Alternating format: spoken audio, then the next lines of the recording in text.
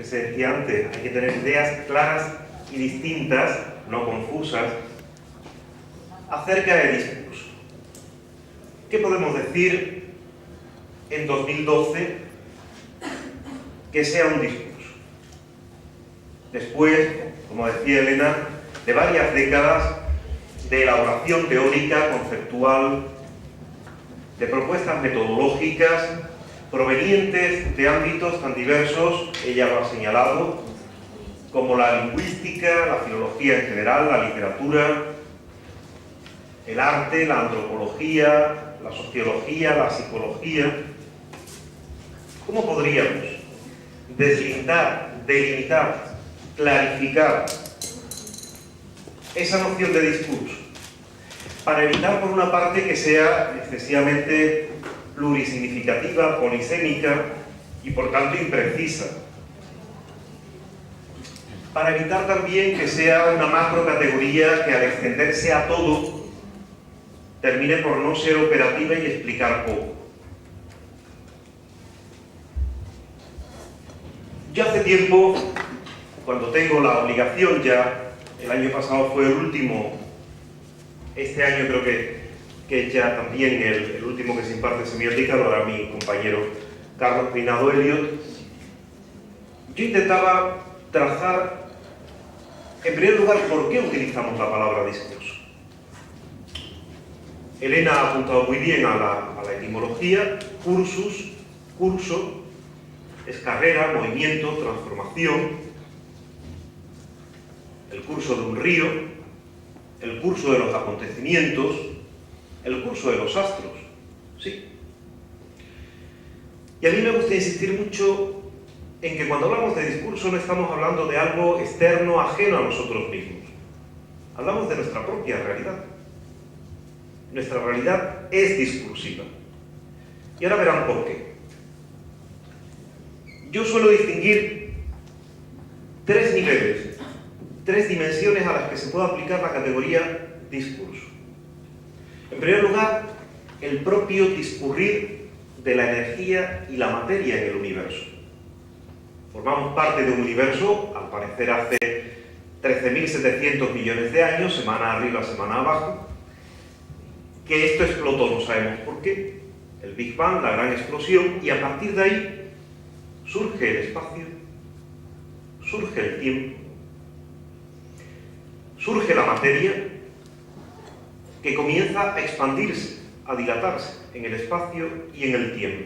Y subrayo esa doble dimensión de la espacialidad y la temporalidad que nos constituye, en la dimensión cronotópica de todo discurrir, de todo discurso.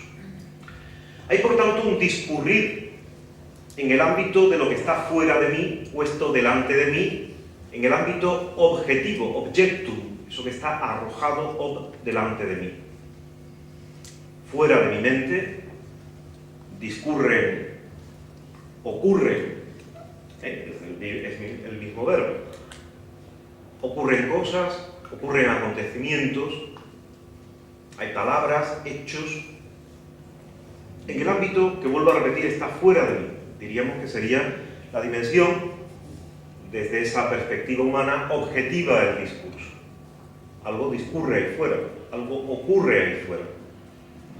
Por cierto, en gran medida, todo el esfuerzo humano consiste en captar, limitadamente, por supuesto, todo eso que ocurre ahí fuera y representarlo, hacerlo presente en el único lugar donde podemos hacer presente lo real, ya transformado, inevitablemente en realidad, mediada por formantes sensoriales, culturales, etc.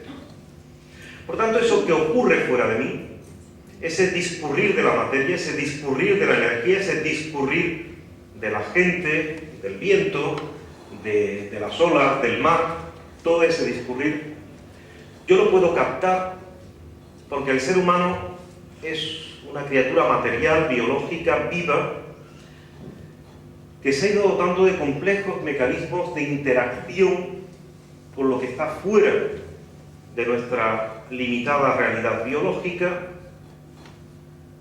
y lo hacemos presente en nuestra mente, lo representamos. Y efectivamente decía Elena muy adecuadamente que se dice, qué bien discurre esta persona. Claro, ese discurrir mental es un discurrir dos, ya es un discurrir por naturaleza subjetivo, es el discurrir de un sujeto que sujeta, que soporta, que lleva a su mente esos contenidos, esas dinámicas que están fuera de él o incluso dentro de él, luego lo veremos, pero que capta, representa e intenta conectar y explicarse. No sabemos si en el nivel del discurso objetivo, además de los parámetros de espacio y tiempo, existe el parámetro personal. Si hay alguna instancia capaz de comprender o relacionar eso que ocurre ahí fuera. Pero desde luego, de lo que sí estamos seguros es de que cuando hablamos del discurso 2, del D2, el discurso subjetivo, efectivamente emerge, surge esa dimensión de lo personal. Ya es mi propia mirada, mi propia perspectiva, mi propia focalización, el contemplar eso que ocurre desde una perspectiva determinada, la que construye ese discurso mental. Pero los seres humanos, malgré Leibniz, no somos mónadas cerradas. Estamos abiertos al mundo, interactuamos con el mundo y tenemos, yo diría, la necesidad, el imperativo de constantemente llevar, trasladar, expresar aquello que ocurre, que discurre por nuestra mente.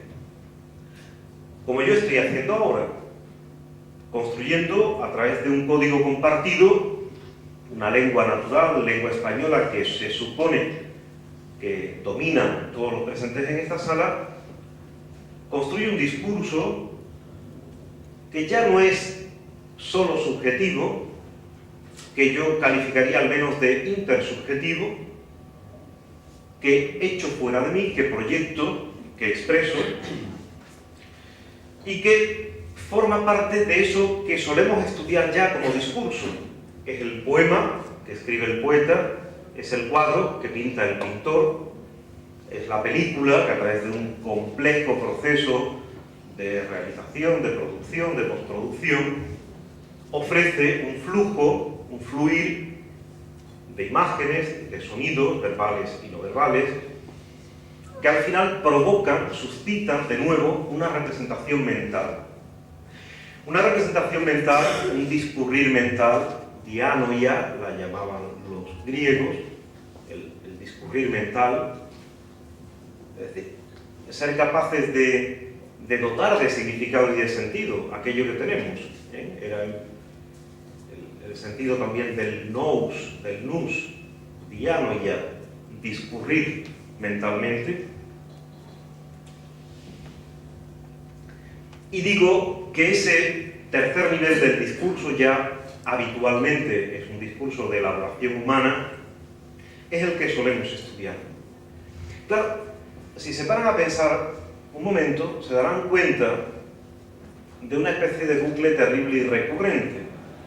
Y es que ni ustedes ni yo podemos hablar de otra cosa más que lo que está aquí dentro. Por tanto, este discurrir de palabras, curiosa naturaleza también de la capacidad verbal humana de poder construir un discurso sobre el discurso, de hacer una tarea metadiscursiva. En eso consiste lo humano, en el meta. De hecho, a mí me gusta recordar que el nombre de nuestra especie no es Homo sapiens, no, es Homo sapiens sapiens. Somos no solo el ser que sabe, también saben los perros y los elefantes y los cocodrilos. Somos el ser que sabe que sabe. Y en esa dimensión metadiscursiva, en esa dimensión de la metaconciencia radica, a mi juicio, lo esencial humano. Por tanto, y ahora pongo una nota también de naturaleza cultural y de investigación, cuando ya desde los años 70 comienza en diferentes ámbitos a entender que la metáfora de la palabra texto, participio pasado del verbo texere, aquello que ha sido tejido de palabras, o tejido de imágenes, o tejido de sonidos no verbales, son textos, esa es la noción ampliada de texto. Una película es un texto, una sinfonía es un texto, un cuadro es un texto. Tejidos, no solo verbales, la extensión de lo verbal hacia lo no verbal, pero es verdad que la propia palabra texto tenía un cierto significado muy de producto, más que de proceso. Es verdad que todo producto es el producto de un proceso, sin lugar a dudas. Pero es cierto también que en los años 50, 60, parte de los 70, la obsesión en un momento determinado de las ciencias sociales y de las humanidades era ser científicos. Claro, la ilusión la había dado todo el desarrollo de la fonética y la fonología en el ámbito de la lingüística, y muchos investigadores creían que podía hacerse algo parecido en los demás ámbitos del lenguaje humano. Algo se hizo en el ámbito de la sintaxis. Les puedo asegurar que, por suerte para todos nosotros, en el ámbito de la semántica, en el ámbito de los significados, es mucho más complicado. Porque posiblemente si alguien controlara a ese nivel las dinámicas de construcción de significado y de sentido, sería algo terriblemente peligroso. Pero lo cierto es que se nos decía: deme el texto, deme la novela, el cuento, el artículo periodístico, deme ese anuncio del periódico o el spot de televisión, démelo que yo lo voy a analizar.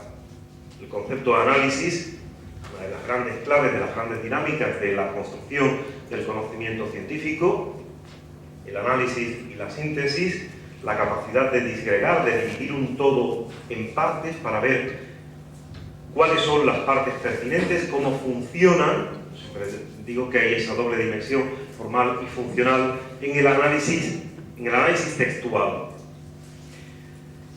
Pero ya muy pronto, en esos momentos, se comienza a decir: ¿cómo que análisis inmanente? ¿Cómo que se va a quedar usted en el texto? ¿Cómo que me va a explicar lo que hay ahí? No, usted me explicará en todo caso el texto que usted ha leído, el que usted ha entendido, el que usted ha activado desde su competencia e incompetencia. Todos tenemos una mezcla de competencias e incompetencias mentales.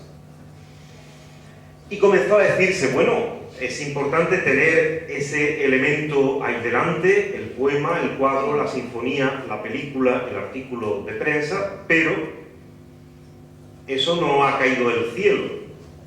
Alguien lo ha dicho en un determinado momento, en un determinado contexto, con una determinada intención, ha provocado determinados efectos que no siempre coinciden con la intención con la que se construye un texto, un discurso.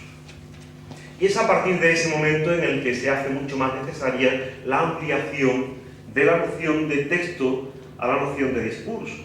Es verdad que muchos autores lo utilizan casi indiferentemente, que a veces incluso tenemos que indicar que operativamente en las investigaciones se ponga una nota a pie de página y que se diga, según el contexto, pues utilizamos a veces de manera equivalente las nociones de texto y discurso, pero lo cierto es que la noción de discurso incluye al texto, pero la de texto no necesariamente apunta, implica, al menos en el desarrollo y la metodología de análisis, todos los elementos del proceso del que forma parte.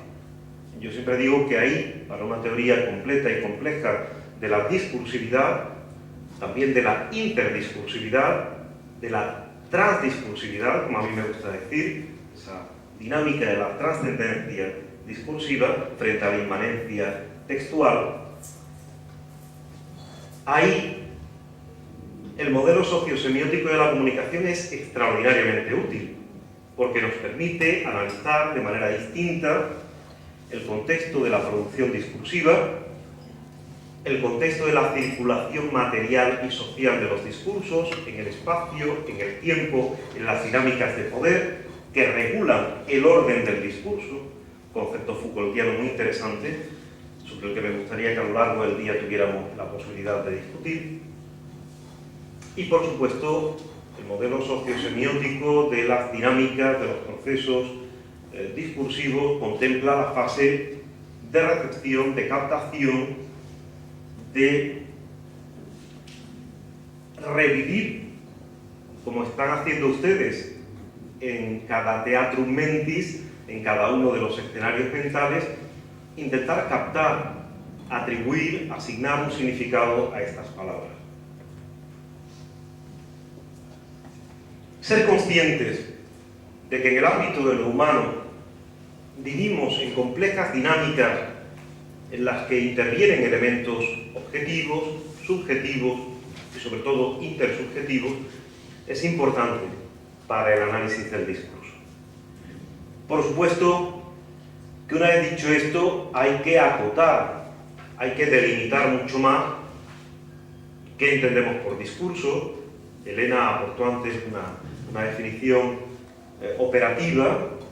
Efectivamente, casi siempre captamos el discurso, recibimos el discurso para representarlo en nuestra mente a partir de su plano de la expresión, que luego arrastrará, evidentemente, que arrastrará ya simultáneamente dimensiones dinámicas de contenidos, que no son solo contenidos nocionales e idéticos, conceptos, ideas, sino que son también contenidos afectivos. También los discursos, por neutros que sean, suelen suscitar en nosotros, como seres vivos, que no podemos cancelar el funcionamiento de nuestro cerebro íntegro, y que por tanto suscita también emociones, sentimientos eufóricos o disfóricos, positivos o negativos. Eso quiere decir que operativamente asignamos habitualmente a todo discurso un comienzo y un final. Un discurso, para ser analizable, tiene que ser limitado. Los seres humanos no podemos analizar lo ilimitado, lo infinito. Y por tanto, aunque sepamos que un discurso se imbrica en otro discurso, operativamente tenemos que fijar efectivamente esos límites, ver sus elementos integrantes. No hay una máquina de churros de análisis discursivo. Cuando se trata de un discurso, de un discurrir de imágenes sobre el espacio, como ocurre, por ejemplo, en las artes plásticas, en un cuadro, hay que tener competencia suficiente para poder deslindar, analizar, utilizar todas las claves iconológicas e iconográficas para el análisis de un cuadro, no hacerlo de manera diletante. Cada ámbito de manifestación discursiva suele tener su propio ámbito disciplinar.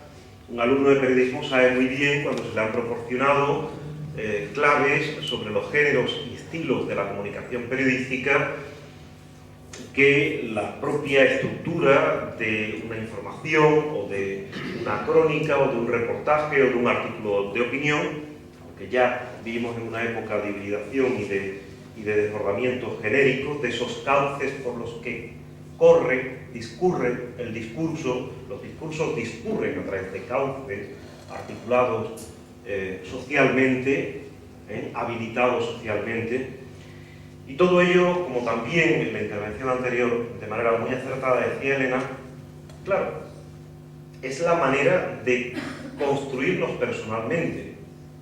Lo que ustedes son, lo que piensan, lo que sienten, es consecuencia de una base biológica, somática, material, nuestro propio cuerpo, pero sobre todo es consecuencia de un conjunto de representaciones mentales, de conexiones neuronales, la mayor parte de las cuales, y las más importantes, no las hemos hecho nosotros, nos las han hecho los demás, a través de dinámicas y de interacciones en el entorno familiar, en el entorno educativo y, por supuesto, en la red complejísima, cada vez más compleja, del sistema de medios.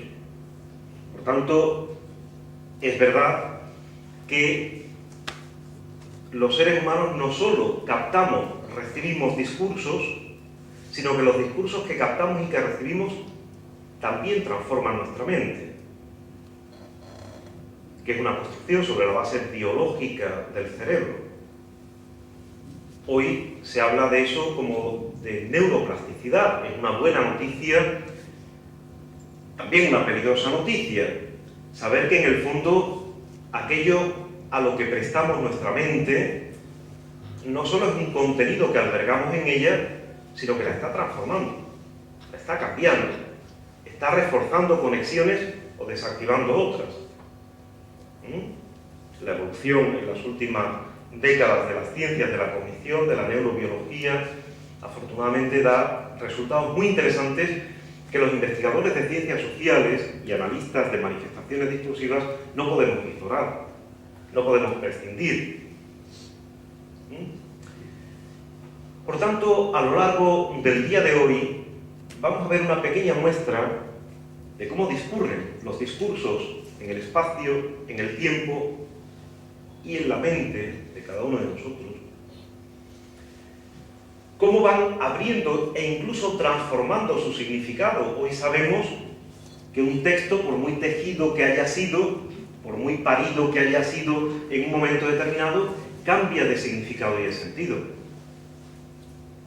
Que cuando dentro de unos años recordemos el cuarto centenario de la publicación de la segunda parte del Quijote, en el año 15, o de la muerte de Cervantes en el año 16, sabremos perfectamente que los textos cervantinos han discurrido en el espacio, en el tiempo, en la sociedad y que han ido cambiando de significación, incluso a veces adquiriendo adherencias, potenciales significativos que tal vez germinalmente pudieran estar o no inscritos en esa escritura, pero que cada época, cada momento, especialmente en el caso del Quijote, como ustedes muy bien saben, el siglo XIX fue determinante. La interpretación romántica del Quijote actúa como un filtro que todavía llega y que media nuestra propia captación de la figura y de las dinámicas de la gran obra cervantina. Lo digo, por cierto, porque los británicos están preparando ya el cuarto centenario de la muerte de Shakespeare. Aquí en España nadie habla del cuarto centenario del escritor más importante que hemos tenido en toda la historia de nuestra lengua y de nuestra literatura, y va a ser en el año 16, está a la vuelta de la esquina. Lo echaremos también al inventario de la crisis. Lo digo porque es un buen momento para aprender de Cervantes, para releer a Cervantes y para reivindicar esa condición cervantina que tan acertadamente definía Francisco Ayala, ¿no? Con una visión realista, pero positiva, de la realidad humana, frente a una visión quevedesca, mucho más pesimista, mucho más negativa. Bien, yo para que tengamos esos minutos que había prometido, me voy a parar aquí. Simplemente he querido hacer esa incitación de recordarles que no hablamos de discursos, de cosas que están por ahí, que vuelan fuera de nosotros. Les recuerdo que solo podemos hablar de un discurso cuando está presente, representado en nuestra mente, aunque por supuesto existen técnicas, dinámicas, métodos de análisis discursivo.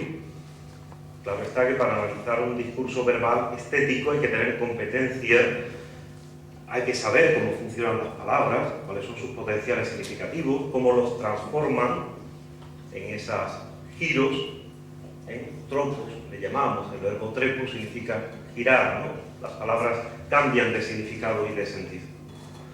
Y por ello nos parecía que era interesante ver qué podía haber de común con metodologías, fundamentos, competencias muy diversas entre el análisis fílmico, periodístico, musical, educativo, ideológico-político, fotográfico, que es lo que vamos a hacer a lo largo del día. Pero espero y deseo que estas primeras incitaciones les hayan provocado alguna duda, alguna pregunta o alguna opinión.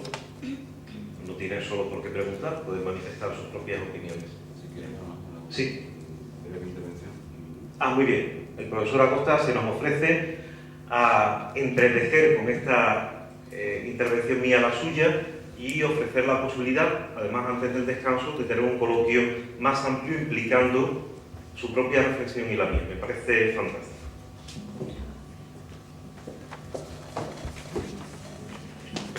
Bueno, vamos a seguir. seguir un poco en estos preámbulos y lo voy a hacer criticando a la organización.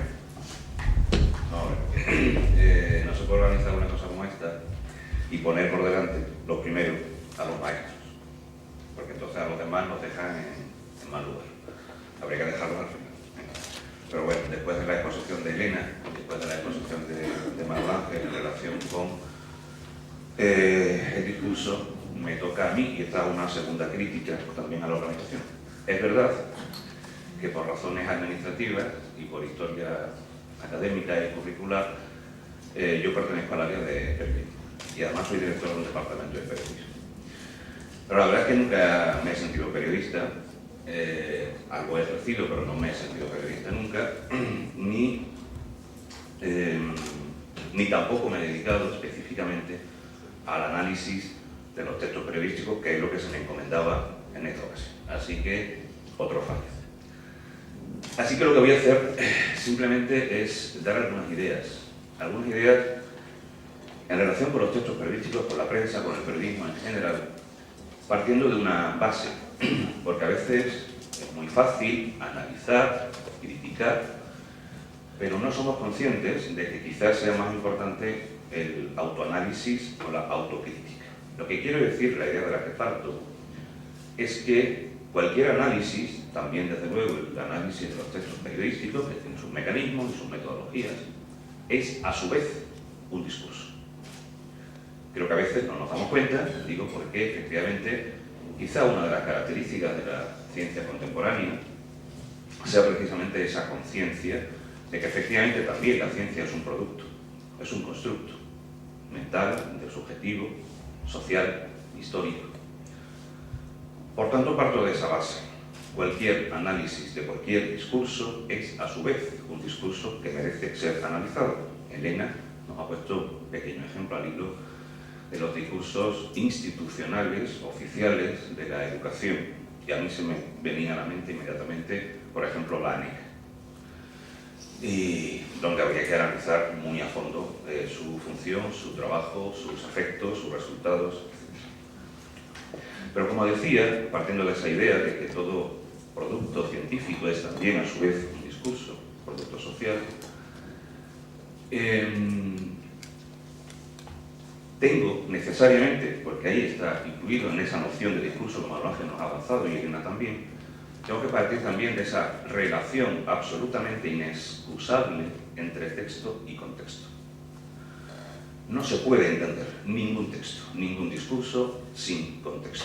Cuando yo estudiaba, por ejemplo, en el instituto, en el bachillerato, y estudiaba literatura, que era un poco mi vocación, siempre me daba mucho coraje que me empezaran, para explicar el Quijote, por ejemplo, que me dijeran quién reinaba, cómo era la economía de la época, cómo era la sociedad. Bueno, ¿qué me importa? Yo lo que quiero es leerme el Quijote y entenderlo y no sé cuánto, y disfrutarlo. Y se me daba coraje de esos preliminares, porque además solía ocurrir que nunca íbamos a la obra de verdad. Eso solía ocurrir, es verdad. Pero después lo entendí, mucho más tarde lo entendí. Los discursos cambian de sentido con el paso del tiempo. Lo entendí que sin contexto no hay texto, o al menos no hay sentido enriquecido, profundo de los textos, de los discursos. Digo esto porque efectivamente me voy a remontar al propio origen, nacimiento, desarrollo de la ciencia. Nosotros estamos en la universidad, se supone que es el ámbito donde desarrollamos, transmitimos los conocimientos científicos, aunque a veces yo creo que nos obsesionamos demasiado con eso de la ciencia. Y también el origen y el desarrollo del periodismo como nuevo fenómeno social, económico, político y discursivo, claro. ¿Cuál es ese origen? ¿Cuál es ese punto de arranque que de alguna manera nos permite entender buena parte de sus características, las propias características de la ciencia, del método científico, de su forma de razonar, de esa racionalidad que ahora se encuentra que es discutida y discutible, y también de ese fenómeno social, como digo, complejo que es el periodismo, la comunicación de masas en general? Ese contexto es el que en el ámbito, digamos, de la teoría de la historia de la cultura más que en la historiografía, concretamente se llama modernidad, modernidad histórica occidental. Y efectivamente la modernidad histórica occidental, que no vamos a fechar ni a ubicar geográficamente, aunque hay que hacerlo, no tenemos más remedio, siempre hay que ubicar, segmentar, clasificar, porque si no nos perdemos. Esa modernidad supone fundamentalmente, primero en Occidente y hoy ya casi globalmente, supone un cambio de mentalidad muy profundo, muy profundo. No nos damos cuenta, pero muy profundo. Ese cambio de mentalidad luego se va a ir, quizás primero en las élites culturales, políticas, intelectuales, pero luego en todos los ámbitos se va a ir manifestando concretamente y socialmente en todos lados. Desde el punto de vista político, la Revolución Francesa; desde el punto de vista económico, la Revolución Industrial; desde el punto de vista social, las nuevas masas; desde el punto de vista cultural, por ejemplo, la Ilustración; o, desde luego, el nacimiento, como digo, y desarrollo de eso que llamamos ciencia moderna, porque el adjetivo es importante, porque antes también había otra ciencia. Y la ciencia se constituye y se desarrolla a partir de ese momento, con esa nueva mentalidad, con esa nueva racionalidad, con esos nuevos principios. Y el periodismo, como fenómeno, aunque tenga sus antecedentes, cuando hacemos historia de lo que sea, nos podemos remontar hasta donde queramos, obviamente, porque podamos encontrar antecedentes donde queramos, y el primer anuncio estaba en una pared de Pompeya, pues muy bien, pero eso no era publicidad todavía en el sentido moderno del término. Digo que en ese mismo contexto nace, se desarrolla el periodismo como un nuevo fenómeno, comunicación de masas. Los primeros periódicos de masa, los primeros periódicos baratos que podía adquirir la gente y leer, si sabía leer, pues son del siglo XIX. Antes no hay periodismo moderno. ¿Y por qué digo esto? ¿Y por qué relaciono ciencia y periodismo en el contexto común de la modernidad?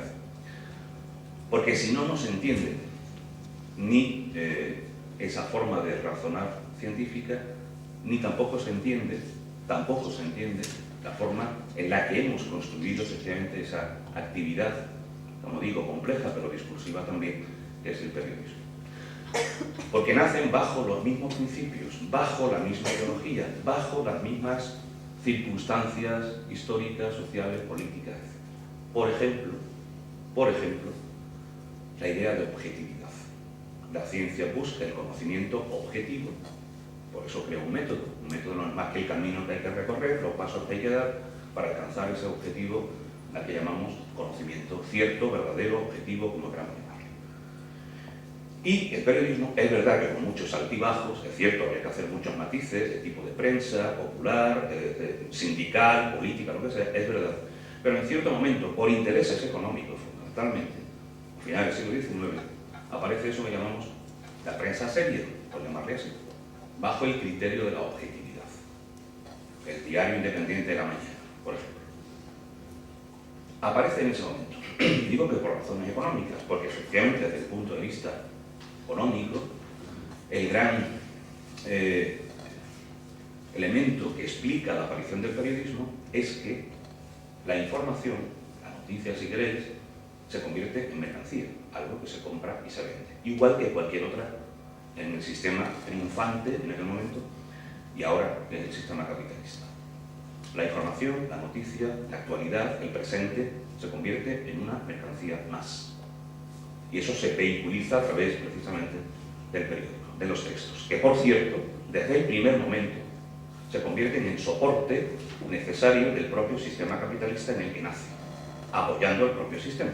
La publicidad es, desde el principio, el soporte básico de la prensa, y hoy lo sigue siendo.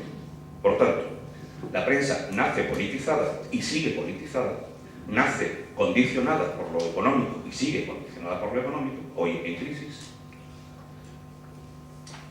Pero como decía al principio, no se puede entender eso si no se entiende el contexto en el que eso se produce. Y voy al tema de la objetividad, para terminar, y ahora vamos al debate si queréis. El tema de la objetividad. Efectivamente, decía Manuel Ángel muy bien, lo objetivo es lo que parte, lo que viene del objeto.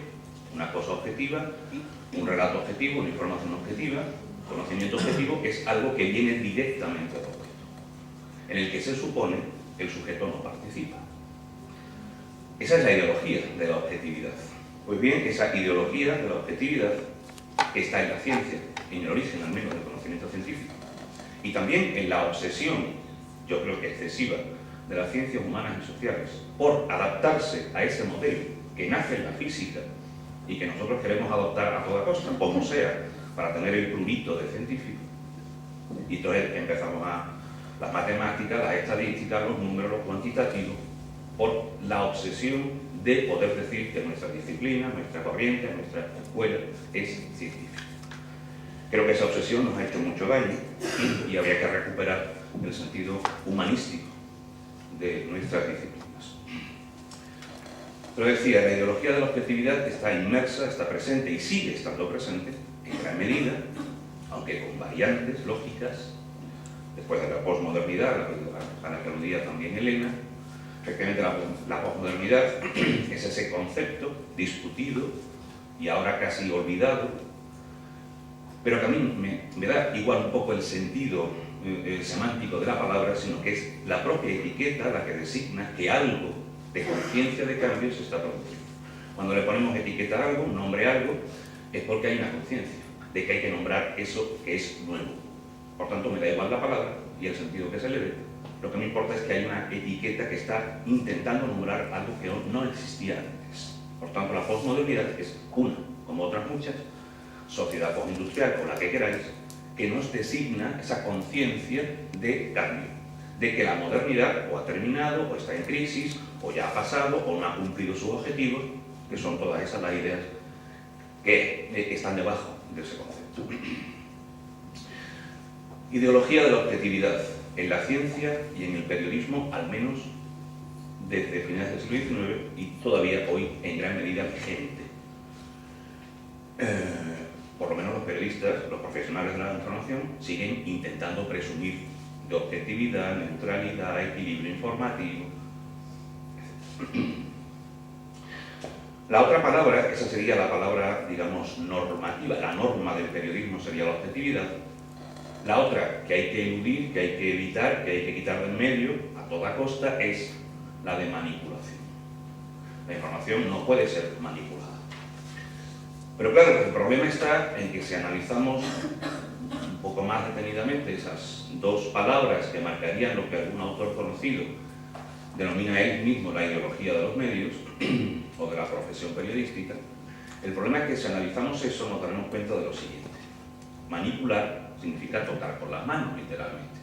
Tocar con las manos. Manipular. Los cocineros, los camareros tienen que sacar un certificado de manipulación de alimentos para poder trabajar. Los periodistas tienen, aunque no lo saquen, también un certificado de manipulación. Y por tanto, como es tocar con las manos y la función de periodista y de cualquier informador, y todos somos informadores al fin y al cabo, puesto que informar no es más ni menos que dar forma a aquello que nos viene de fuera, que también de dentro, estamos continuamente informando e informándonos a nosotros mismos, continuamente todos somos un poco periodistas en ese sentido. Digo como manipular es tocar con las manos. Evidentemente la actividad discursiva del periodista es tocar con las manos, es transformar, es convertir hechos conocidos, o que le llegan, o que ve, o que percibe, o que recibe, o que le dicen, en un discurso. Sea lingüístico, sea audiovisual, sea fotográfico, sea lo que sea. Por tanto, lo que hace es manipular literalmente con signos del tipo que sean, a través de unos códigos, es manipular signos para construir un mensaje, un texto, un discurso. Y lo otro, por tanto, diríamos que desde el punto de vista etimológico, real, concreto, la manipulación es inevitable. Es inevitable. Todos manipulamos. Todos. Otra cosa distinta es la manipulación en el sentido político, ideológico, interesado que queramos. Esa no sé si es evitable. Puede que se pueda intentar evitar, aunque normalmente no se hace. Pero la primera, la básica, la radical, esa es inevitable. Todos somos manipuladores. Por eso empezaba diciendo que todo análisis del discurso es a su vez un discurso que hay que analizar. Autorreferencia, autocrítica, autoevaluación. La palabra objetividad, por contra, que sería la norma, sería el objetivo, sería lo deseable, implica la no participación del sujeto. El sujeto no participa porque es una información, un texto, que supuestamente deriva del objeto, es decir, de los hechos, de los acontecimientos. El problema es que los acontecimientos, los hechos, las cosas que pasan, no hablan. Las cosas no hablan, los hechos no hablan. Por mucho que se diga que los hechos son sagrados y la opinión es libre, eso es mentira. Los hechos no hablan. Alguien los hace hablar en su nombre. Yo escribo un relato de lo que sea, una noticia, un cuento, mi biografía, qué sé. Y lo que estoy haciendo es construyendo un discurso selectivo, siempre selectivo, donde hago selecciones, elijo lo que sí y lo que no. Nuestra memoria es muy selectiva. Nuestra memoria es muy selectiva, tan selectiva que habitualmente nos acordamos de las cosas buenas de la vida, normalmente, o nos acordamos de la gente que nos ha hecho daño y no nos acordamos del daño que nosotros hemos hecho a los demás. Hay un filtro muy importante en la memoria y ese filtro evidentemente construye discursivamente nuestra propia autobiografía. Por eso todas las autobiografías son un cuento, en el buen sentido de la palabra. La objetividad, por tanto, esa, digamos, que se pone como objetivo alcanzable, al menos hasta cierto momento, esa objetividad, eso que viene del objeto, que viene del acontecimiento, que yo no he hecho nada, que yo no he tocado, es falsa. Es falsa. Lo que ocurre es que, igual que ocurre la ciencia, en el periodismo, en el discurso periodístico, hay estrategias discursivas para disimular esa realidad. Y esos son los géneros. Una cosa es la información y otra cosa es la opinión. Una cosa es una crónica y otra cosa es un reportaje. Lo que hacemos es construir discursos que aparentan la objetividad, pero que no pueden, en ningún caso, por mucho que se quiera ser honrado, ser objetivo, no pueden. En el momento en que elegimos una palabra y no otra, una foto y no otra, un titular y no otro, una página y no otra, en el momento en que elegimos, estamos eligiendo nosotros, o el equipo de redacción del periódico, me da igual que el sujeto sea individual o sea colectivo, o incluso institucional.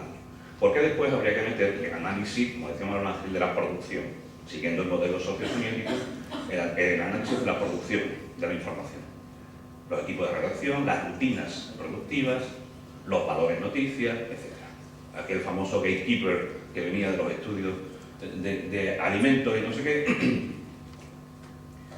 Pero efectivamente, fijaos por tanto que la ideología de la información periodística moderna se basaba, por un lado, en alcanzar la objetividad, que es imposible, en evitar la manipulación, que es inevitable. Y ya está, no digo más.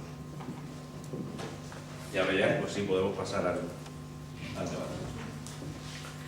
Bueno, tenéis la palabra vosotros, creo que se han planteado muchas cosas y cosas efectivamente con enjundia. Esperemos que os hagan pensar, ¿no?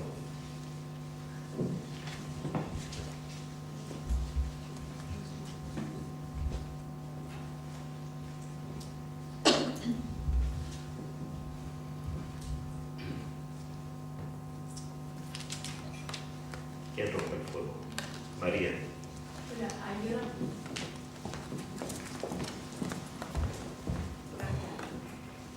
Bueno, muchas gracias por las intervenciones. Al hilo de la intervención de Ángel, me pregunto si es posible un método periodístico para que el objetivo sea el método y no el producto. Aplicar de alguna forma el método científico al periodismo, siendo consciente de las limitaciones que tiene el periodismo, para que lo que sí que se pueda vigilar, donde sí que se pueda poner un poco el análisis o escudriñar sea el método y las decisiones que hacen que una persona periodista se dirija por un camino o por otro y no el producto en sí, porque de esa forma forma, a lo mejor podríamos hacer que algo que se ha hecho invisible, que es el trabajo periodístico, y una cosa que es invisible, pues es muy fácil que se decida de ella, como está pasando hoy en día, que se deciden muchísimos periodistas, porque total, si nadie sabe el trabajo que se lleva detrás, porque la objetividad viene, pues lo despedimos y no pasa nada, nadie es consciente de lo que se pierde con eso. La única manera que a mí se me ocurriría sería, pues, nombremos el método, nombremos el trabajo. No sé qué os parece. Es una pregunta complicada, de luego, pero la lanzo. Sí, bueno, yo suelo... Si te parece, le dejamos el micro para aquí por la sala y nos ponemos arriba un ratito que estemos y así. Vamos a sentar por aquí. Claro, cuando yo planteo eso que he planteado sobre la objetividad, la subjetividad, la manipulación, eso abre una cantidad de problemas enorme a todos los niveles. Yo no tengo soluciones definitivas, tengo alguna postura, ¿no? Postura que se pueda adoptar a nivel personal, a nivel profesional, a nivel académico, a nivel familiar, ¿no? Y en ese sentido suelo pensar, aunque no estoy seguro, y me siguen quedando dudas, suelo pensar que lo más objetivo que podemos hacer es precisamente declarar todo lo que podamos nuestra propia subjetividad. Quiero decir, si yo voy a dar una opinión sobre algo, decir desde dónde estoy dando esa opinión, cuáles son mis criterios, cuáles son mis fundamentos, cuál es mi formación religiosa, académica, política, económica, o qué sea. ¿Desde dónde y por qué estoy dando esa opinión? Es la única manera en la que el otro se puede poner en mi lugar y de alguna forma, eso es el diálogo, palabra entre dos o más, es la única manera, el darme entero, el volcarme, el hacerme intentar, porque no lo voy a hacer completamente, nunca, el hacerme transparente al otro para que el otro pueda ponerse en mi lugar y entender algo de aquello que yo le estoy diciendo. No sé si esto es una posición que se pueda o no aplicar así tal cual al mundo de la actividad periodística. De hecho, algunos periodistas ya lo han intentado. No sé, pongo un ejemplo que a mí me revelaba, incluso desde el punto de vista mediático, ideológico y personal. Y que, bueno, me sigue, lo que pasa es que yo no lo oigo ni lo veo. Un periodista en la cadena COPE hace unos años. Supongo que todos tenéis más o menos idea de a quién me refiero. Me revelaba, es decir, tal. Pero después, pensándolo bien, decía, bueno, es que este tío está diciendo lo que quiere decir y desde donde lo quiere decir. No oculta casi nada, algo ocultaba también, ¿no? Pero no oculta casi nada, por tanto, está siendo relativamente honrado. Está informando, entre comillas, está conformando una cierta realidad, una cierta visión de la realidad desde su propia ideología, desde su propio planteamiento, desde su propia idiosincrasia, por cierto, muy contraria a la institución que da soporte a esa cadena. Pero pensándolo bien, aunque yo me enfadaba muchísimo y apagaba la radio, después lo pensaba bien. Dice, bueno, por lo menos este dice de dónde viene y por qué dice lo que dice. No lo sé. Una pequeña reflexión añadida para pasar ya de inmediato a la siguiente palabra, ¿no? Me parece que es muy importante la cuestión que se ha planteado. Es verdad que a través de breves exposiciones no podemos caer en detalles, ¿no? Pero yo suelo insistir mucho en que esa ideología de la objetividad, del objetivismo, acaba habitualmente en el dogmatismo y en la imposición, el convencimiento de algunos de que la realidad objetiva es cognoscible y yo la conozco, y que si el que está a mi lado pues no ve lo mismo que yo estoy viendo es que está equivocado, ¿no? Pues el problema es que el objetivismo termina en el dogmatismo y en la imposición. Pero el problema también es que un subjetivismo radical nos aboca a un relativismo que es terriblemente destructor. Y además que suele ser un relativismo que defiende a aquellos que tienen la sartén por el mango. Como todo es según y como todo es opinable. Por eso yo defiendo en el ámbito de la teoría del conocimiento y también en la teoría de la construcción discursiva ese concepto no del objetivismo ni del subjetivismo, sino de la intersubjetividad. Somos seres entre otros seres, somos seres con otros seres, mit sein, decía Heidegger, seres con los demás, entre los demás.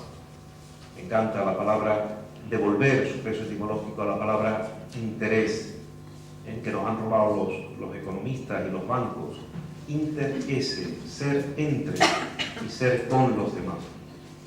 Entonces, frente al objetivismo radical que aboca en el dogmatismo y frente al subjetivismo radical que aboca en un principio de relativismo, vamos a defender la teoría de la relatividad del conocimiento, de la relatividad de las construcciones discursivas, la relatividad, igual que Einstein en el ámbito de la física, y por tanto de la dimensión intersubjetiva. Dicho de otra manera, y por introducir otro elemento de reflexión, posiblemente Nietzsche tenía razón en una frase tremenda en la que decía: no hay hechos e interpretaciones, todos son interpretaciones, incluida esta. Decía el propio Nietzsche, ¿no? Pero también es bueno recordar, y yo estoy en esa línea con Umberto Eco, que no todas las interpretaciones son iguales, que hay límites de la interpretación, que es posible que ninguno de nosotros podamos rozar, tocar, coger en nuestras manos la verdad pura y dura, el hecho objetivo, pero sí que hay quienes se aproximan más que otros. Eso es cierto. Y efectivamente, para ello existen conocimientos, competencias, habilidades, que son, por cierto, las que deberíamos procurar proporcionar en una facultad como esta. Es decir, ¿qué hacemos con alguien que se quiere convertir profesionalmente en un mediador que construye noticias, que ofrece informaciones y que lo hace con competencia, no de manera incompetente? Claro, confundir ahora, todo el mundo puede informar y dar noticias, y es verdad que incluso un buen peso de ellas, posiblemente hoy lo que esté ocurriendo en Gaza, nos va a venir a través de Facebook o de Twitter o de las fotos que envíen la gente que está viviendo ese momento que podría dar lugar a una guerra de alcance desconocido, ¿no? Ahora mismo las Naciones Unidas están reunidas ahora para ver qué ocurre con Israel y su relación con los palestinos, ¿no? Pero vuelvo a repetir, creo que efectivamente ese conjunto de conocimientos, habilidades y, ¿por qué no?, también una dimensión deontológica y ética de la comunicación. Construimos discursos que fluyen e influyen. Nuestros discursos lo que hacen efectivamente es modificar la realidad. Por eso no da igual que se diga una cosa u otra, no da igual que se diga de una manera o de otra. El problema es que ahora mismo los medios de comunicación adoptan deliberadamente enfoques manipuladores en el peor de los sentidos de la palabra. Porque claro, si yo pongo mi mano en algo, inevitablemente lo estoy rozando, lo estoy tocando. Le estoy imprimiendo un cierto sesgo de subjetividad. Pero informar o no informar de algo, informar de una manera o de otra. El otro día por la radio daba un ejemplo muy significativo de una noticia con un gran titular en La Razón, en la que una vez leída la noticia no se decía nada de lo que decía el titular. Es decir, que no sé a qué hecho se referían o de qué cuestión informaban, pero no era verdad. Entonces, claro, eso que plantea María, vamos a utilizar también, hasta donde sea posible, técnicas, dinámicas, procedimientos, para que los profesionales de la comunicación, los mediadores de la comunicación, hasta donde les sea posible. También el problema es de la conclusión y la coartación del medio en el que se está y de lo que te permite o no te permite el medio. Pero yo creo que es un instrumento de reflexión muy interesante, porque forma parte de ese gran debate: qué tipo de conocimientos, de competencias, de habilidades tenemos que dar a los mediadores que van a tener esa alta función de ser garantes, hasta donde sea posible, de lo que ocurre y de ofrecerlo a la sociedad de una manera, en la medida de lo posible, constructiva y no destructiva, ¿no? Yo creo que abre una línea de reflexión muy interesante. Pedro, adelante. Sí, muchas gracias. Bueno, yo simplemente quería matizar un poco lo que aquí se viene proponiendo, y es que si bien ha dicho el profesor Acosta que todo análisis es un discurso, todo método también lo es. Y entonces, si queremos establecer un método para la creación periodística, a ver quién le pone el cascabel al gato y a ver quién establece esas tablas de la ley sobre cómo hacer un mensaje lo más objetivo posible. De hecho, el método ya está. Otra cosa es que a nosotros nos guste más o menos, pero ese método ya existe, porque en todo caso estamos hablando siempre de un método de creación por un lado y por otro lado de un método de análisis, que si para colmo no tienen sintonía entre sí, ya no se comprenden unos a otros y ya aquí la hemos liado. Entonces era simplemente un poco hacer esa apreciación. Método es discurso también. Gracias, porque además efectivamente tiene razón, pero yo creo que el problema está en las tablas de la ley, precisamente. Es decir, yo suelo utilizar en clase a veces una frase de Ortega, que decía que el físico, no cualquiera, un físico, que parte de la verdad de la física sin atender a su carácter discutible o problemático, se convierte en un católico de la física, en un creyente, es decir, ¿no? Con un poco de ironía, ¿no? Y efectivamente el problema ha estado ahí, en la historia de la ciencia, en la historia de las disciplinas, ha estado ahí, en que algunos métodos se han convertido en tabla de la ley, y en escuelas y en disciplinas en el sentido tradicional del término. Por eso lo que evidentemente el problema es que tenemos que acotar, tenemos que parar en algún momento, no podemos estar dándole vueltas al asunto permanentemente, pues entonces no paramos, ¿no? Eso nos ha pasado a todos el que ha hecho una tesis doctoral, ¿no? O te paras o te vuelves loco, una de dos. Pero lo que sí debemos no perder, y así empezaba un poco mi intervención, no perder de vista que eso no es una tabla de la ley, que es un método, entre otros posibles, ¿sabes?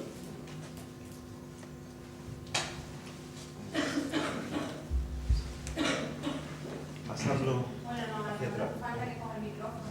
Sí, venga.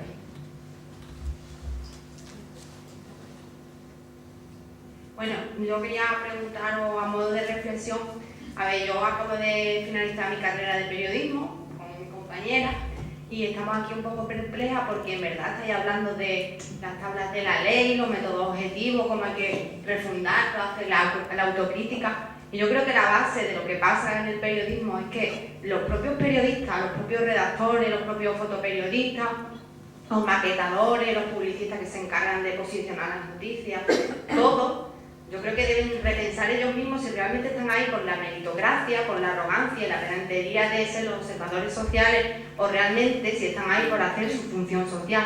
Yo creo que realmente lo que tenemos que pensar no es en los métodos de las tablas de la ley, sino actuar honestamente como ciudadanos y pensando como ciudadanos, no como un personaje que está en una palestra, que observa desde una atalaya. Yo creo que como no partamos de ahí, yo creo que no vamos a llegar a ningún sitio, porque es que nosotros lo estamos viendo, o sea, es que se están quedando en las redacciones. ¿Quiénes se están quedando en las redacciones?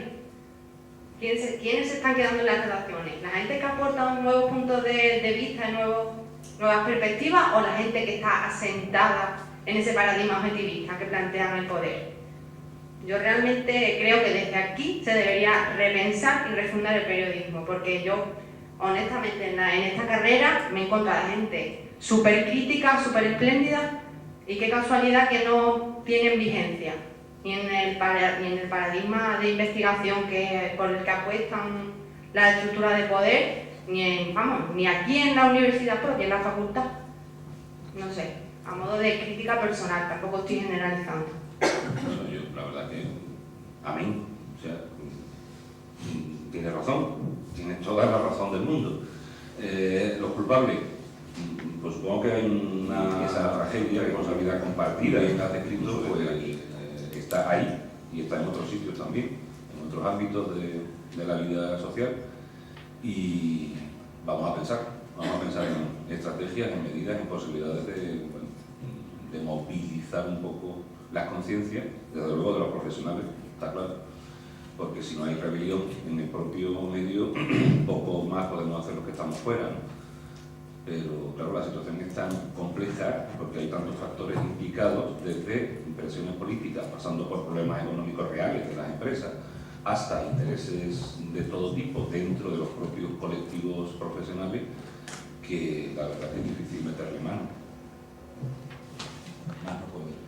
Dos palabras para agradecerte tu intervención y para manifestar también mi acuerdo. Creo que efectivamente tenemos el deber, la obligación de ir gestando nuevas formas de pensar, nuevas formas de sentir y nuevas formas de actuar. Yo comentaba que estamos viendo una situación muy paradójica en la que, a diferencia de la parábola bíblica, no estamos echando vino nuevo en odres viejos, sino seguimos echando vino viejo en odres nuevos, que es un momento de la historia de la humanidad en el que tenemos nuevas dinámicas, procedimientos, recursos, pero sin embargo no hemos sabido reactualizar todo esto. Totalmente de acuerdo, y yo creo que desde el principio estamos sentando una base interesante, la de saber que a través de nuestros discursos, de lo que decimos, pero también de lo que callamos, de lo que hacemos a título personal o social, individual o colectivo, reforzamos opiniones dominantes o las cuestionamos. Es decir, que es inevitable, no existe el grado cero del discurso. Todos los discursos fluyen e influyen, y efectivamente tener conciencia de eso es importante. Como le gusta decir a mi querido amigo Antonio Sánchez Triguero, hacer crítica literaria es algo muy comprometido. Si tú estás trabajando sobre José Ángel Valente, estás contribuyendo con tu reflexión sobre Valente a que Valente sea valorizado, puesto en el canon literario. De aséptico y de objetivo eso no tiene nada. Pero una vez que lo aceptamos, y también que no hemos descubierto todavía la forma de garantizar sociedades democráticas auténticas sin la mediación social de los comunicadores, la verdad es que tenemos que repensar todo esto muy a fondo, porque lo que nos estamos jugando no es el futuro de los periodistas, solo es el futuro de la democracia, tal como la hemos pensado y como hay que repensarla. Sé que hay muchas más cosas, vamos tomando nota y lo vamos dejando pendiente, porque va a haber, cada intervención va a ser porosa y va a permitir el debate. Yo creo que es interesante introducir ya el contrapunto frente a discursos factuales. No olvidemos que el discurso periodístico, en el pacto comunicativo, lo entendemos como un discurso factual, un discurso sobre hechos. Yo espero que cuando se me dice que hay armas de destrucción masiva en Irak, sea cierto y no sea falso. Ahora yo creo que la intervención de Manuel con el discurso cinematográfico nos introduce uno de los grandes temas de la teoría, de la metodología y del análisis del discurso, a esas fronteras cada vez más difusas entre lo factual y lo ficcional, el mundo en el que se crean universos de ficción que no tienen por qué en el pacto comunicativo que guardar esa dimensión, ¿no? Entonces yo creo que invito a Manuel a que suba ya aquí y a que nos ofrezca esas claves para el análisis del discurso cinematográfico, y luego vamos a hacer un descansito de media hora, nos tomamos un café, tranquilos, que hay que retomar esto con ganas. Tengo que preparar un par de materiales, así que si nos damos un minuto para tomar el aire, que voy a tardar un poco en prepararlo todo. Con el tiempo que se tarda en entrar.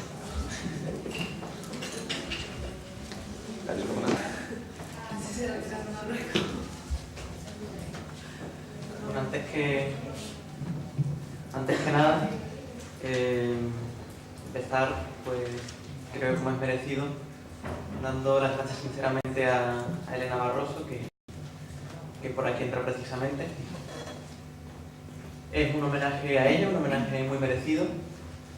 Creo que es la mejor manera de hacer un homenaje académico, y en el que precisamente algunos de los que intervenimos hemos sido sus alumnos, y por lo menos por mi parte, si hoy estoy aquí y voy a decir lo que voy a decir es gracias a ella, pues quizá en un 50% que comparte a medias con Manuel Ángel Vázquez Medel. Así que pues, Elena, si se llevara esto de dedicar las cosas, pues querría dedicar a ti esta intervención. Hace un momento, intentando recopilar un poco todo lo que hemos dicho hasta ahora, Pedro Javier comentaba uno de los grandes problemas que tenemos, y aceptamos que todo es discurso, incluso la metodología es discurso, y hay que hacer incluso discurso del discurso, e incluso discurso del discurso del discurso, y así hasta el infinito. ¿Quién le pone cascabel al gato? Mi propósito con esta pequeña intervención, para que podamos hablar, es que veamos algunas propuestas que me parecen interesantes desde distintos ámbitos de la teoría y de la práctica del cine, que precisamente hablan de eso, de hacer una crítica de la crítica de la crítica, un discurso del discurso del discurso, siempre con el cine como referente, con el problema añadido, por así decirlo, pues de que las dinámicas actuales de la comunicación audiovisual, que algunos dirán que es la muerte del cine, el postcine, el audiovisual en lugar del cine, el cine dentro del audiovisual, no nos dejan muy claro exactamente si podemos hablar del cine en sí o si tenemos que hablar de otras cosas. Hay quien habla del cine expandido, que es la hipótesis más plausible que yo voy a seguir. Aclarar que, bueno, hemos visto que hay muchas nociones, muchas acepciones de la palabra discurso, del texto. En los últimos 40 años, pues con todos los avances en la investigación sobre el discurso, pues hay muchísimas hipótesis, muchísimos enfoques acerca de estos términos. Y aclarar pues que yo me adhiero completamente al artículo de Elena Barroso sobre discurso, texto y cuestiones conexas. Acepto completamente y me baso en las definiciones que ella establece, pues tanto de obra, de curso, de discurso, de texto, incluso también dentro de texto y de discurso, los subapartados, las definiciones que hace, especialmente dentro de discurso, la acepción A y la acepción B que ella señala. De todos modos, no entro en profundidad a explicar estos conceptos, sabiendo que podemos recurrir al material en cualquier momento. Dentro de la historia del cine, hay una serie de procesos autoconscientes que me parecen decisivos en el enfoque de las metodologías que voy a plantear.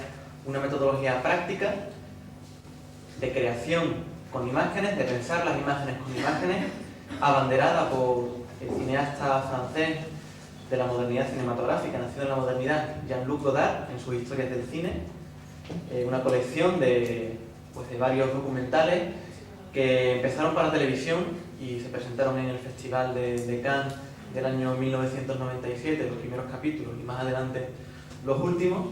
Y luego una propuesta metodológica desde el punto de vista crítico, que es la propuesta de Carlos Losilla, crítico en la revista Caimán Cuadernos de Cine, antigua Cahiers de Cinema España, y profesor en la Universidad Pompeu Fabra en Barcelona, y que precisamente lo que plantea es hacer un discurso del discurso, plantear la crítica, el análisis, como un discurso falsable que podemos someter a los principios de precaución y de sospecha a partir del cuestionamiento de la historia del cine.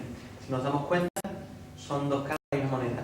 Jean-Luc Godard desmontará la historia del cine para pasar a pensar las historias del cine. Carlos Losilla nos dice que dejemos de pensar el relato de la historia del cine, el relato académico, el relato crítico de la historia del cine, para pensar los muchos relatos de la historia del cine. Como digo, estos procesos autoconscientes, antes comentaba Manuel Ángel Vázquez Medel, que en esa triple noción de discurso, la última de ellas, la D3, como él la ha llamado, sería pues el discurso del discurso, ¿no? El pensar el discurso en sí mismo, que es lo único que podemos hacer al fin y al cabo, que es ese vuelco metadiscursivo hacia adentro. Dentro de la historia del cine, estos procesos empiezan evidentemente con el nacimiento del propio medio, por su contexto. Ángela Costa ha hecho mucho hincapié en la idea de contexto. Posiblemente el primer texto, el primer discurso, el primer texto publicado que piensa sobre el cine se publica el mismo día en que los hermanos Lumière presentan el cinematógrafo en el Salón Indien del Gran Café del Boulevard de Capucines de París. Máximo Gorki, en el texto titulado Anoche estuve en el reino de las sombras, hace una serie de disquisiciones acerca de esta proyección de los hermanos Lumière, cuyos supuestos, por cierto, siguen estando vigentes hoy si queremos pensar una ontología de la imagen digital que sucede a una ontología de la imagen cinematográfica fotográfica. Los juegos metatextuales del cine que primero pues hacen pequeños juegos con la cámara. Pienso por ejemplo en el corto de Thomas Alva Edison de Big Swallow, en el que el personaje se come la cámara, la devora, devorando al espectador también. El final del Gran Robo del Tren, en el que el pistolero termina disparándole a la cámara. Suceden a lo largo de las décadas, el periodo que ha marcado al observador, muchas veces como una crítica. Y luego pues una larga, por ejemplo el caso de Eric von Stroheim cuando se venga de los productores americanos. Puede ser también el caso de Billy Wilder cuando hace lo propio en Sunset Boulevard. Pero quizá de esa referencia al propio mundo del cine, a ese universo en el que habitan las personas que trabajan en el cine, que termina tomando caminos melancólicos, incluso sensibleros, que están muy bien, no los critico en absoluto, pues como puede ser películas como Cinema Paradiso, de Artis más recientemente, que ganó varios Oscars el año pasado. Son simples homenajes melancólicos, emotivos, sensibleros en muchas ocasiones, que ponen en pie un discurso de la melancolía de un pasado glorioso del cine en los oropeles del estudio en los años 20. Pero quizá, dentro de estos procesos autoconscientes, el más interesante es el de la modernidad cinematográfica. Un giro que es un giro realmente hermenéutico. Volvemos a apuntar los contextos. En la modernidad cinematográfica, pasado la época, presente la época del neorrealismo con todo su peso estético e intelectual, tiene lugar en Francia, en París de los años 50, un fenómeno que es el de la fundación, el surgimiento pues del entorno de la Nouvelle Vague. Antes que cineastas eran críticos y antes de críticos espectadores. José Enrique Monterde, en este texto, en este artículo que os señalo, establece un trayecto por el que estos cineastas empiezan en los cineclubes. Los cineclubes, los dos principales de la ciudad de París en ese momento, de la Rive Droite y de la Rive Gauche, la ribera izquierda y la ribera derecha del río Sena, y que crean realmente un nuevo público, un público con un gusto por las películas y que es consciente de que hay un pasado del cine, unas películas antiguas que ya no se pueden ver en las salas, que son interesantes y que nos pueden enseñar algo. También muy importante el papel de la Cinemateca Francesa, y por algo que veremos que es muy importante a continuación, que es la programación como montaje. Es decir, Enrique Langlois, el director de la Cinemateca, hacía los programas dobles con dos películas, generando trayectos de lectura, generando relaciones entre una película de Griffith, por ejemplo, y una película de Eisenstein, para explicar cualquier cuestión pues sobre cualquier aspecto que hoy llamaremos del discurso, pues del discurso teórico o del discurso ideológico. Luego, un tercer punto que es la actividad crítica, en torno a las revistas que estaban de moda en aquel momento, Cahiers de Cinéma, la de André Bazin, en la que se forman gran parte de los realizadores de la Nouvelle Vague, Positif, más cercana a los círculos de Jean-Paul Sartre, y luego en sus múltiples litigios con Sight and Sound en Reino Unido, y luego con Cinema Nuovo de Italia, con las famosas polémicas con Guido Aristarco. En definitiva, se configura un espíritu autoconsciente de que hay un pasado, de que hay unas películas antiguas que merecen ser recuperadas, merecen ser vistas, podemos aprender de ellas, y es una cinefilia intensiva, frente a quizá la cinefilia extensiva que hoy se nos intenta proponer desde la industria y desde los mercados, pues que es fría, vacía y sumamente frívola, basada simplemente en un coleccionismo de productos de consumo derivados de los personajes y de las escenografías de las películas. Por tanto, se crea una situación creativa que emergerá con fuerza en el entorno de la Nouvelle Vague y cuyos autores pasan de la modernidad hacia la posmodernidad en diversos trayectos que se separan y que son muy complejos como para explicar detalladamente, y que realmente proponen un nuevo pacto que José Enrique Monterde lo conceptualiza de la siguiente manera. Pasamos de un discurso prototípico del cine basado en la narrativa y la secuencialidad a las poéticas del cine y un desplazamiento de la narrativa hacia los discursos, con el consiguiente problema añadido de la opacidad formal. Discursos de una gran complejidad, obras de una gran complejidad formal, intertextual, hoy podríamos decir interdiscursiva. Para ello, os propongo el visionado del último tramo, haciendo una gran elipsis, que espero que podamos subsanar de la mejor manera posible recurriendo a la bibliografía que os estoy comentando, a las historias del cine, como quizá ese punto de llegada o punto de partida para una nueva manera de pensar el cine y sus historias, que es el que hace Godard. Y vamos a ver el tramo final del capítulo 1b, titulado Una historia sola. Si alguien puede apagar la luz de atrás.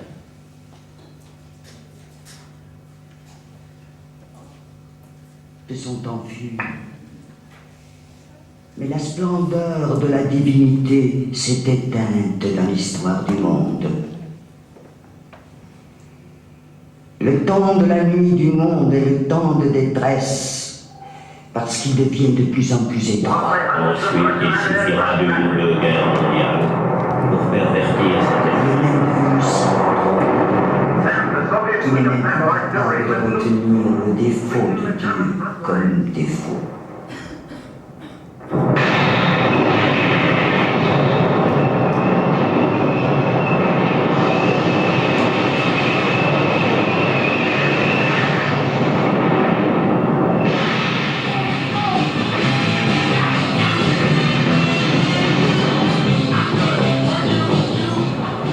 il suffira d'une ou deux guerres mondiales pour pervertir cet état d'enfance.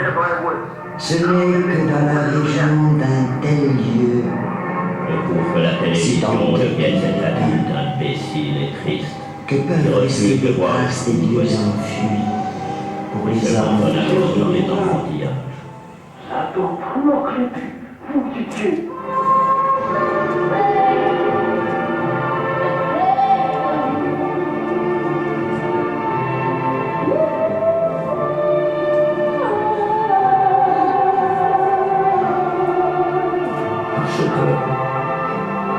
Parce que voilà ce qui s'est passé.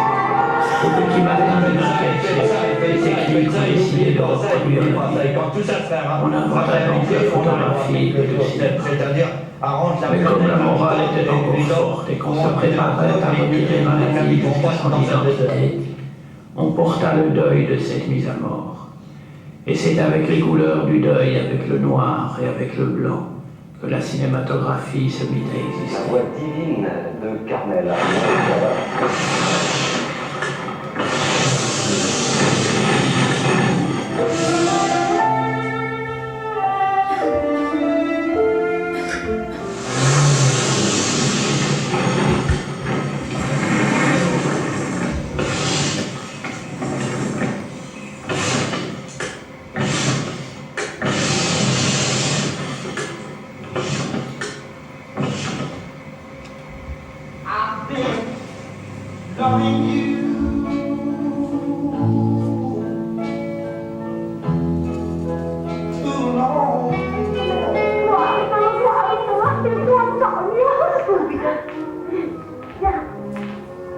L'amour de la fille et du garçon.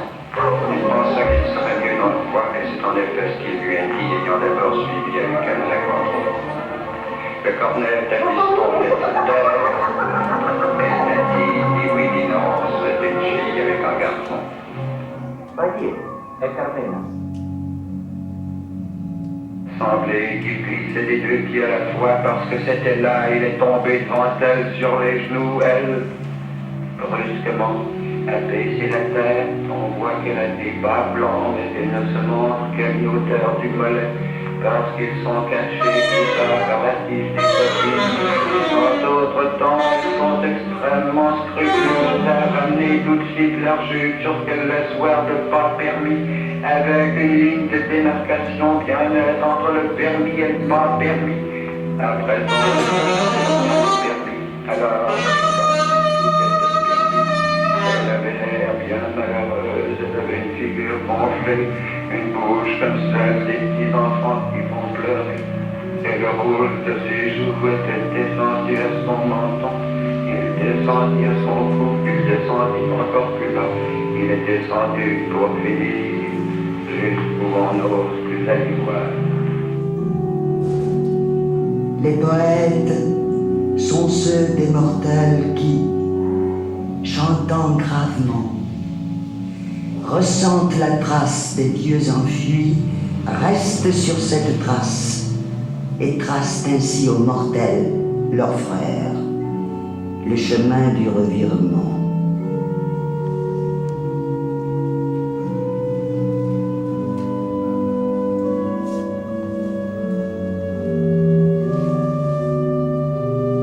Mais qui des mortels est capable de déceler une telle trace? traces. Il appartient aux traces d'être souvent inapparentes. Et elles sont toujours le legs d'une signification pressentie. Être poète en temps de détresse, c'est alors chantant à la trace des dieux enfuis. If it be your will, that's me no more. Selon le même scénario qui a été simplement And my voice be still. le Christ dit un homme qui marche un homme.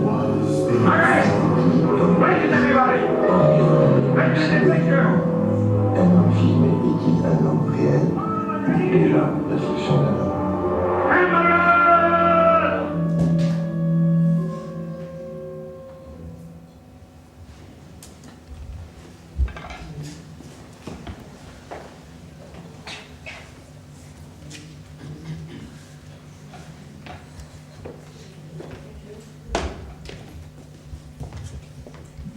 Jean-Luc Godard siempre tan complejo y tan provocador.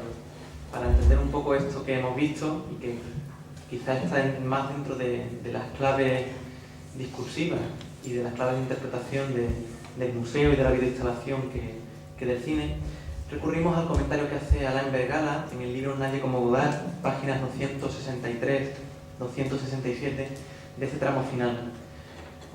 Aquí lo que viene a plantear Godard es, por una parte, el deber del cineasta, el poeta, como lo hace él recurriendo a la cita de la conferencia de Martin Heidegger sobre Rainer Maria Rilke, para reconstruir los pedazos de la historia en un nuevo tipo de relato, y por otra parte para sugerir ese quiasmo entre una historia sola, todas las historias, o como hará en otros capítulos de las historias del cine, una noticia vaga, la nouvelle vague, en francés, une vague nouvelle, la nouvelle vague, ese quiasmo doble que hace. Muy rápidamente, los elementos que tenemos en este tramo final son este cuadro de Paul Klee, El Ángel, relacionado con el ángel de la historia del que habla Walter Benjamin, relacionado también con la canción de Leonard Cohen, Si es así tu voluntad, relacionado también con una cita de los Hechos de los Apóstoles, que redunda en esta misma idea, todos estamos aquí, quédate tranquilo. En segundo lugar, su autorretrato, el retrato del cineasta, del poeta, que lleva en su mano, es una cita, evidentemente, no se ve muy bien, pero lo que lleva en la mano es un ejemplar del Idiota de Dostoyevsky, con un disparo y un fundido. A continuación, las tres cartelas que relacionan la canción de Leonard Cohen con la cita de los Hechos de los Apóstoles, y finalmente el fotograma detenido de Vértigo entre los muertos de Alfred Hitchcock, en el que se trata de salvar al doble de la desaparecida de la muerte.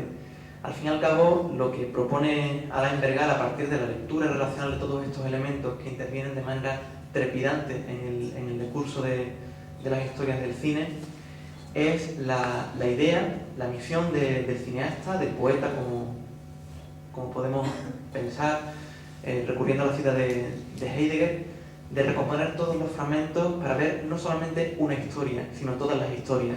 ¿Cuáles son esas historias? Y eso es lo que vemos en esta película tan compleja de Godard.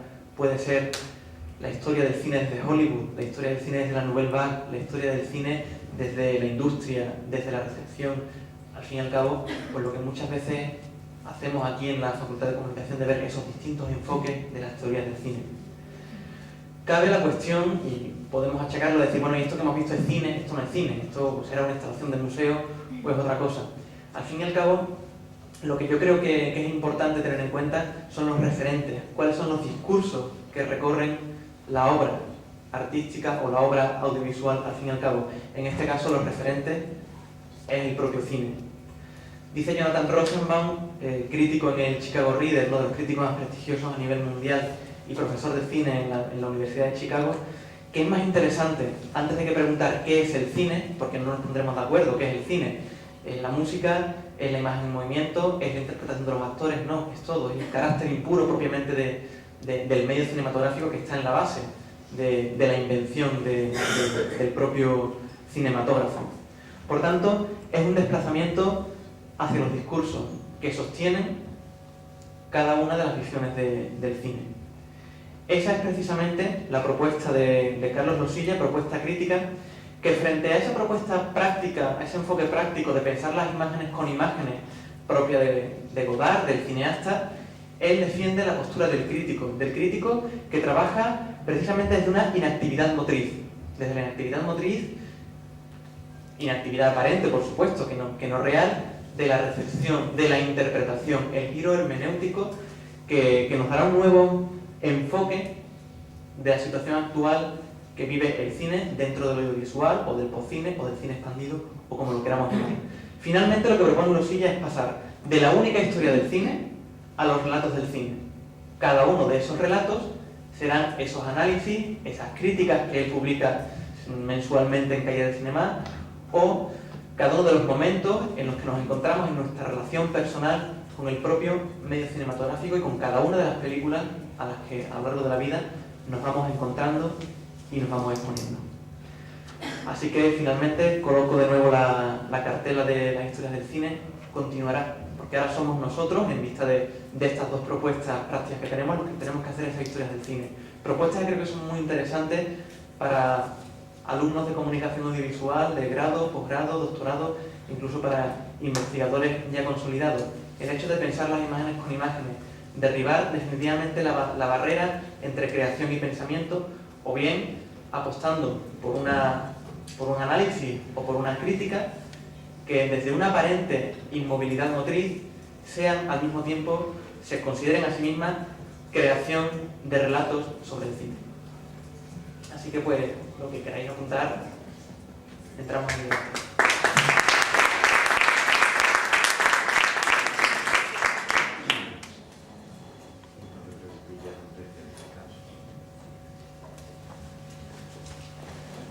Creo que hay tiempo para un par de preguntas antes del descansito. Ya luego descansamos y volvemos a 1:30.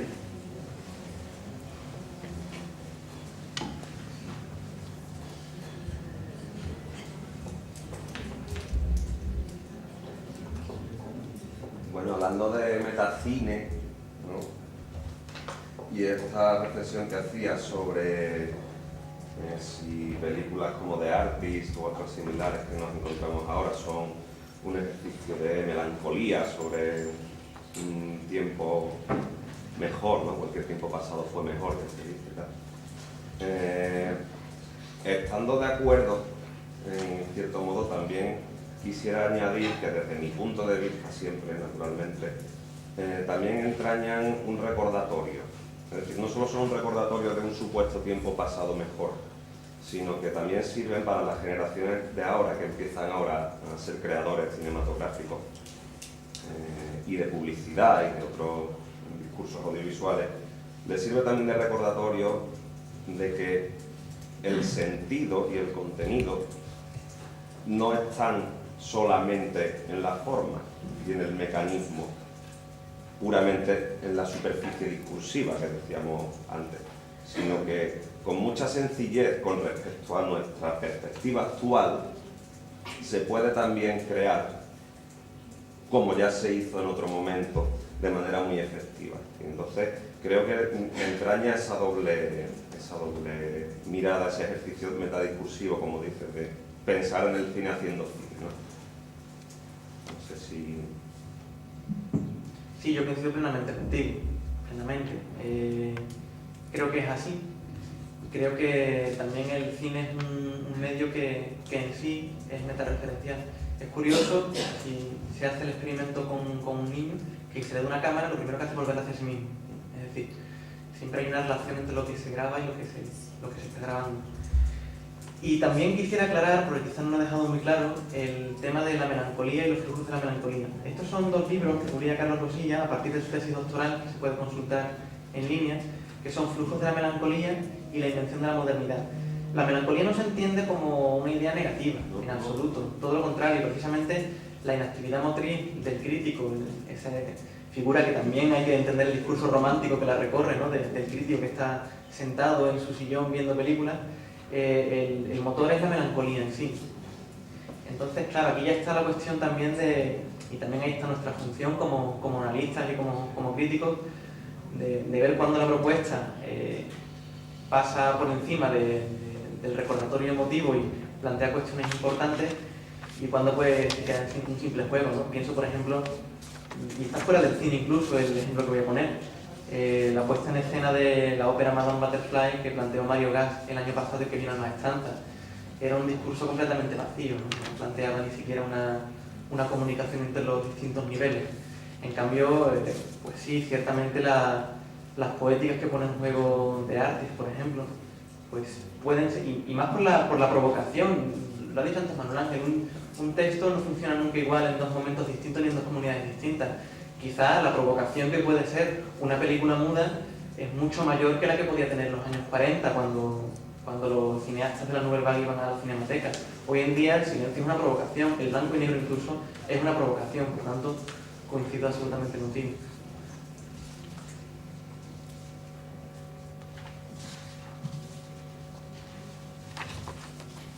No sé si alguien puede alguna cuestión más. Bueno, ¿alguien ha entendido algo de la historia del cine de Godard? ¿O os ha escandalizado? ¿Os ha horrorizado ese torbellino de imágenes? A mí me llama mucho la atención que, a pesar de que reivindicamos la posibilidad de pensar la imagen con imágenes, Godard tiene que echar mano de la palabra. El elemento verbal sigue teniendo una fuerza extraordinaria y, en última instancia, constituye, por ahora, nuestra seña de identidad como seres humanos, ¿no?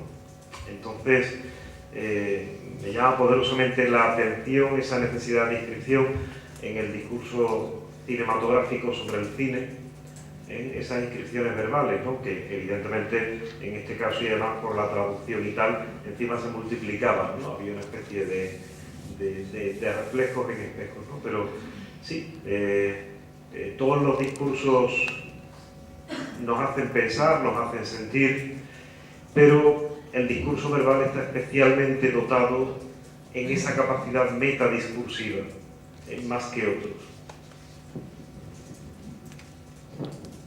Se me ocurre ahora mismo una idea al hilo de esta propuesta, que es que quizá hay un error en la formulación de pensar imágenes con las imágenes. Quizá la idea es pensar el cine con el cine, y aceptando que el cine es un arte impuro, contradiciendo a Ortega, y lo dice André Bazin en su libro ¿Qué es el cine? El mito del arte total, que está presente en Wagner, pero va mucho más atrás. Y bueno, eso nos corresponde a nosotros, ¿no? A quienes estudiamos la semiótica del cine, ver si hay unos códigos que prevalecen sobre otros.